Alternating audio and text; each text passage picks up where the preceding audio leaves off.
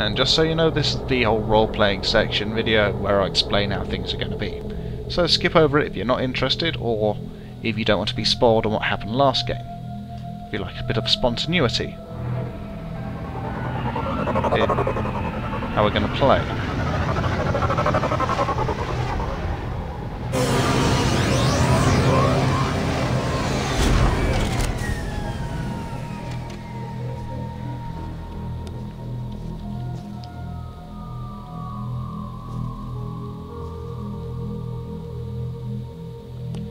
Okay, down here on very cold planet, fitting resting place from the Normandy, I think.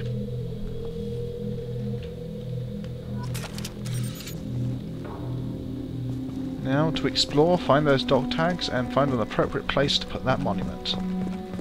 So, I'm not going to go through the entire first game's plot, given that either A, you know it, or B, you can watch my other Let's Play of it, and also since I have a tendency to ramble on and on when talking about a plot, I'm not very good at recounting things.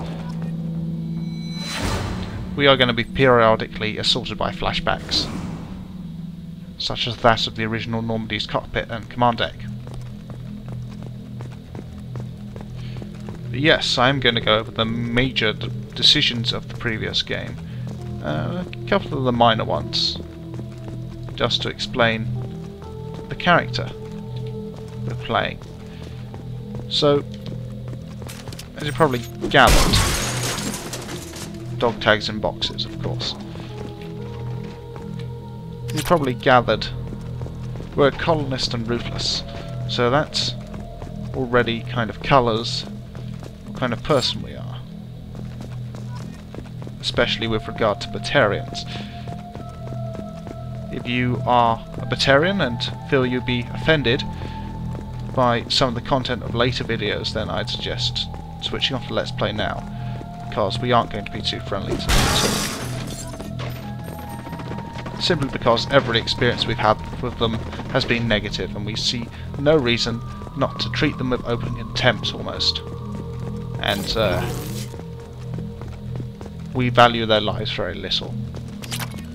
Racism, quite simply, but a result of previous actions, such as on Asteroid X-57, where we were forced to decide between letting a terrorist Batarian go, or catching him but at the expense of free hostages. We chose to catch the terrorist, because we thought he shouldn't go unpunished. And there's the galaxy map for what had transpired. It wasn't nice that innocents had to die to do that, but it was a moral dilemma nonetheless, and we were pushed over into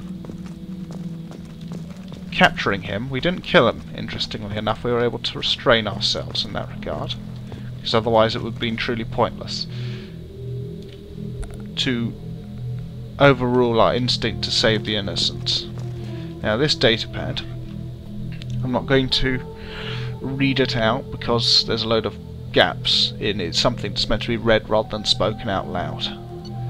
But it's basically recounting Navigator Presley's gradual coming to terms with his xenophobia and accepting aliens for what they are or who they are as people. So good on him. There he is. He only got a few lines in the first game, but they could have expanded on his character. Same with Engineer Adams, actually. He got maybe... well, he got a decent conversation, but nothing about his character, more about the technology at work. He survived, incidentally, and we hear nothing more of him throughout the game, unfortunately. So they missed out on an opportunity to present an interesting character there.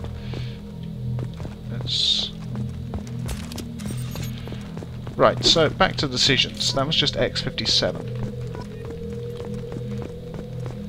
There was also Feros, where we had to decide whether to kill an Asari commander who'd been working with Saren, the main bad guy. We decided not to, simply because she'd been punished well enough by being assimilated into the Thorian for several weeks, and not a pleasant experience to say the least. Plus, she couldn't really do any more harm in her current situation. And in addition, she went along with Matriarch Benezia's orders. There really wasn't all that much she could do to get out of that. Incidentally, we were faced also with the decision of whether to gun down some innocent colonists in clearing out the sleeping berths, in clearing out the colony of Thorian-controlled quasi-zombies. And we decided not to kill off the colonists because even though there was a chance that it might come back to bite us in the behind during the main battle with the Thorian, it wasn't right to kill the innocent when there was a chance that such hard decisions might not have to be made. Now, we also came across an ancient species called the Ragni, who had previously invaded the galaxy and attempted to take over the Sistel and kill all sentient life before being almost wiped out to extinction by the Krogan. Turns out it wasn't true extinction because an egg survived and it was rehatched, and we were faced with the decision of whether to kill the Queen in there or let her go, with all the risks associated. And we decided to let her go, simply because innocent until proven guilty. We have no issues with genocide, we just didn't feel that we had sufficient evidence to justify our decision in that case. Plus, it was a great opportunity to stick two fingers up to the council. That's Ashley Williams, who I'm just getting on to, fortunately enough. It was during the attack on Saren's base on Vermeer, where we were trapped on the planet by two flak towers, and we assaulted the base, where he was breeding an army of Krogan, who I won't explain at the current time as there's a mission that's ideal for going over that later on. Breeding an army of Krogan. And we wanted to destroy the place by planting a nuke. We'd take down the two flak towers and then plant a nuke. And what happened is there were two teams, one with Ashley leading it in charge of the bomb, and another with Caden attached, alongside Commander Kirahi, Captain Kirahi, who survived, incidentally, at the flak tower, and they got pinned down. So we were faced with a choice of whether to help out Caden or help out Ashley.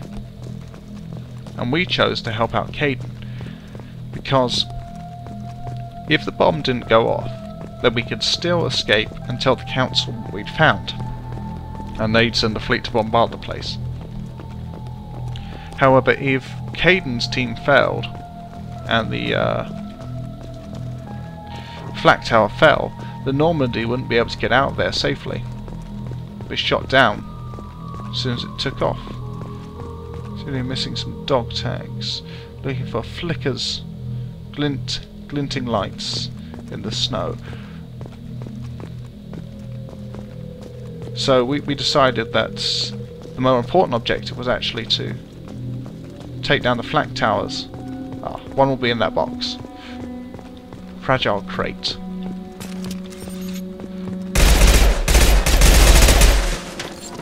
So that's why we rescued Caden. Nothing personal there against Ashley or for Caden for that matter. We have the Mako back in its storage bay. Ah yes, the Mako.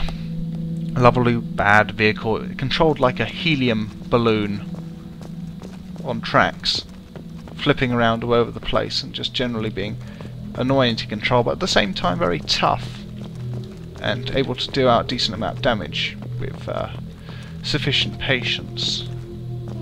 In fact, it served us so well and so memorably, even when it was failing to get over mountain ranges and generally being annoying, that we're going to put the monument here.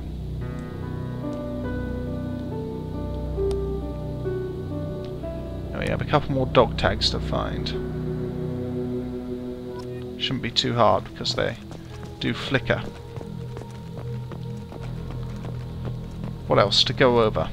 I think perhaps the decision to save the Destiny Ascension. In that there were two viable courses of action presented to us. One was to not hold back, but to go around the battle taking place between the Geth and the Council fleets and strike at Sovereign early. And the second option was to join in with the Council fleets and saving the Destiny Ascension from the Geth by hitting the Geth from the rear and then wheeling around with a main force to attack Sovereign. The problem with Plan A was that it depended on us getting to Sovereign and destroying it before the Geth twigged onto what was happening and hit us in the rear. Plus we'd have less firepower. The problem with attacking helmet. The problem with helping out the Council was that it bought more time for Sovereign to try and open the Citadel, which was secretly a mass relay, and let the Reaper fleets through. And we decided that both options offered equal risks, and so morally the superior option was the one that sacrificed less lives, and that was helping out the Council fleets. Although it cost more human lives, in the end, in our eyes, a human life is worth as much as an alien one, except in the case of Batarians. But yes, those are the major decisions of the game, and a couple of memorable minor ones perhaps help give an understanding, more nuanced one beyond that. One would be with Kalisa Sinan Al-Jilani of Westerland News, who was a very irritating reporter, who generally tried to twist our words and make us look bad. We had the opportunity to punch her, which we did not take. The reason being is that we did not consider her a legitimate threat. She was annoying, nothing more, nothing less. A reporter looking to make a big story out of nothing. And pompous blowhard, who'd done nothing of her life and was merely jealous of us, and punching her would somehow validate her worldview. Complex stuff, I know, but it was best to be very mature and just answer as was appropriate in that case, rather than give in to temptation and lose self-control. Okay, I think I've got an idea actually where the tanks could be. It could be the most obvious place, which I missed. And yeah, so that's how we handled her. There was also Conrad Werner, very memorable character, who was a bit of a fanboy, I think is the best way to put it. Very much a fanboy of us. He wanted to be us, quite simply. Where on earth are these last dog tags?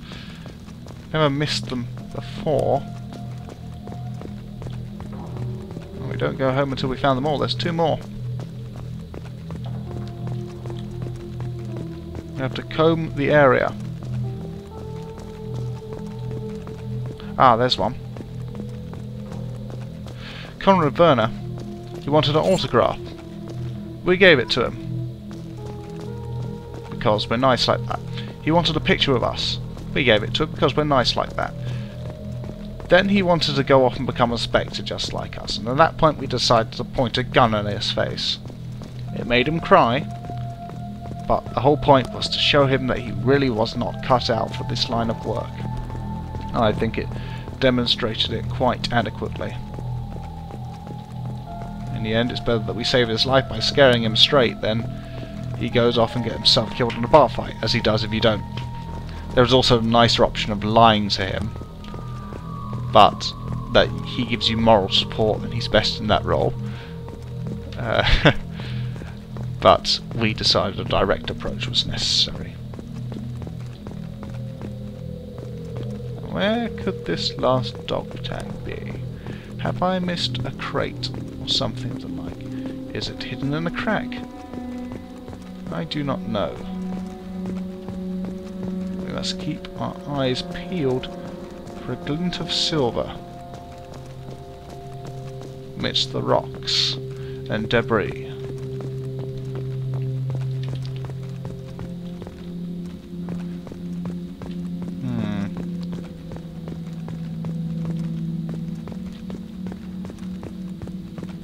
Can't see anything over there.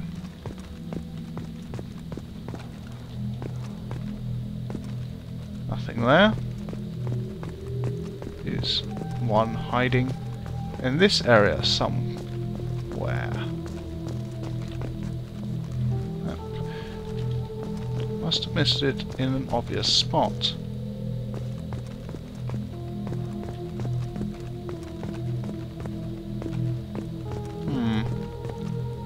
Any other memorable instance to relate, perhaps,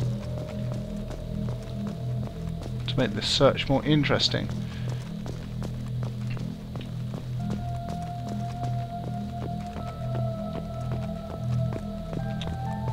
But yes, perhaps a relationship with each of the Mass Effect 1 squad mates. To what extent Shepard's allowed to have a nuanced one.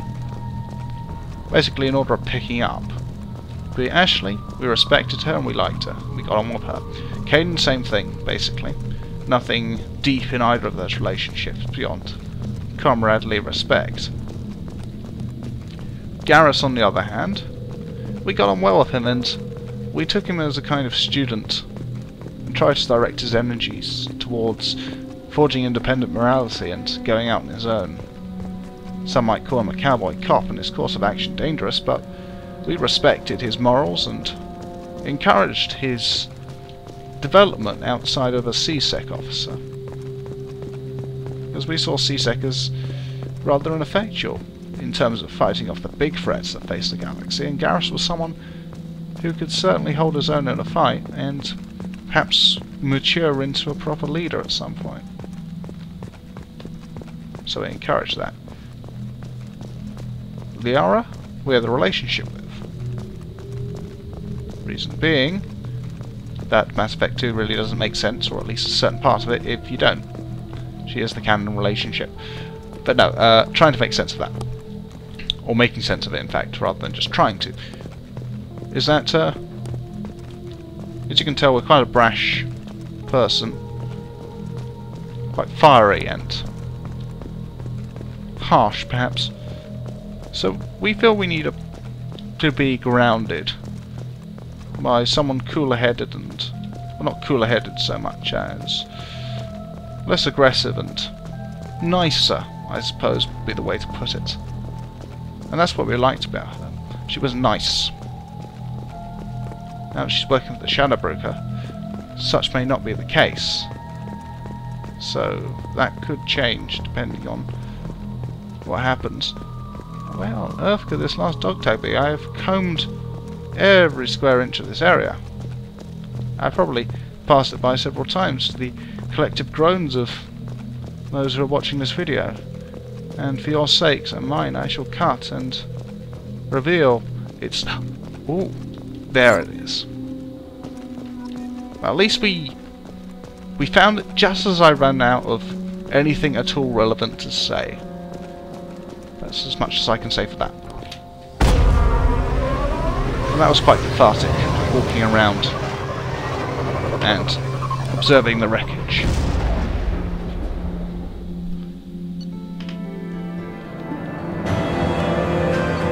Even got our helmet back. No Cerberus funding for that mission, it's all Alliance, and nothing to loot. Would be rather inappropriate. Probably should just add that you did get a sense, I hope, of the kind of moral path we were following through Mass Effect 1, and how that will relate to Mass Effect 2, which is, we're idealistic. We try to do the right thing, willing to cut corners in doing so, in terms of shooting people who need to be shot, and we try to avoid collateral damage. But at all times, people must obey our orders, and that's what comes first.